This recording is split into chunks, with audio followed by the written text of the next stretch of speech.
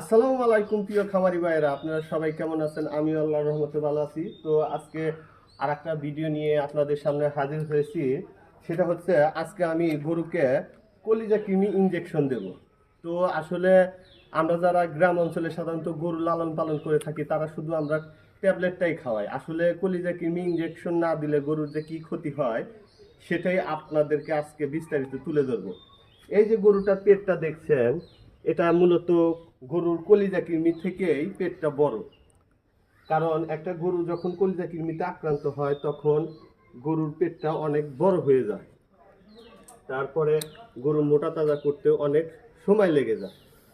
তাই আমরা যখন গরু বাজার থেকে আনবো এবং গরু মোটা তাজা করব তখন আমরা চেষ্টা করব 3টা কৃমি ডোজই কমপ্লিট করা। কারণ এই কলিজা কৃমি ইঞ্জেকশন যদি আমি না দিই তাহলে এই গরুর পেটটা এরকমই বড় থাকবে এবং গরু মোটা তাজা হতে ব্যাহত হবে। আপনারা সচক্ষে দেখতে পাচ্ছেন গরুটা পেট অনেক বড়। আজকে আমি কলিজা কৃমি ইঞ্জেকশন দেব, সেটা হচ্ছে নাইট্রোনেক্স। এই ইঞ্জেকশনটা দেব নাইট্রোনেক্স, কারণ এই ইঞ্জেকশনটা কলিজা কৃমির জন্য খুবই গুরুত্বপূর্ণ এবং ভালো মানের একটা ওষুধ। আর গরুটা যেহেতু লাইভ ওয়েট প্রায় 250 কেজির কাছাকাছি, সেক্ষেত্রে প্রতি 50 কেজি লাইভ ওয়েটের জন্য 2 মিলি ইঞ্জেকশন। যেহেতু 250 কেজি তাই আমি এটাকে 10 মিলি নাইট্রোনেক্স ইঞ্জেকশন প্রদান করব। আর অনেকে জানতে চেয়েছেন যে আসলে নাইট্রোনেক্স ইঞ্জেকশন বেশি হলে কি কোনো সমস্যা?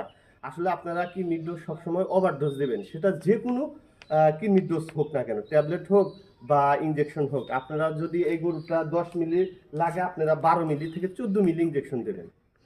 তো 14 মিলি ইঞ্জেকশন দিলে হয় কি কিডনিটা ভালো মুক্ত হবে, কম দিলে কাজ কম হয়।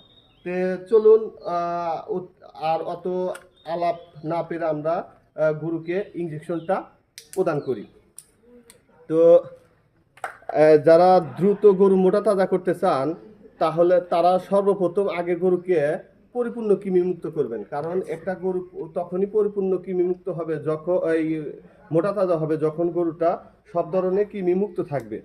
তো এখন আমি এই গরুটাকে নাইট্রোনেক্স ইঞ্জেকশন দিচ্ছি। আপনারা দেখতে পাচ্ছেন এই জায়গায় হচ্ছে 10 মিলি নাইট্রোনেক্স ইঞ্জেকশন আছে। তো এখন আমি নাইট্রোনেক্স ইঞ্জেকশনটা দেব। তো আপনারা দেখতে থাকুন। আর ইঞ্জেকশনটা অবশ্যই আপনারা চামড়াতে দেবেন, কারণ ইঞ্জেকশন চামড়াতে না দিলে কিন্তু কখনোই কার্যকর হবে না। আর এটি অবশ্যই চামড়াতে দিতে হবে। এই যে গলাতে ধরে আলগোস্তে ঢুকে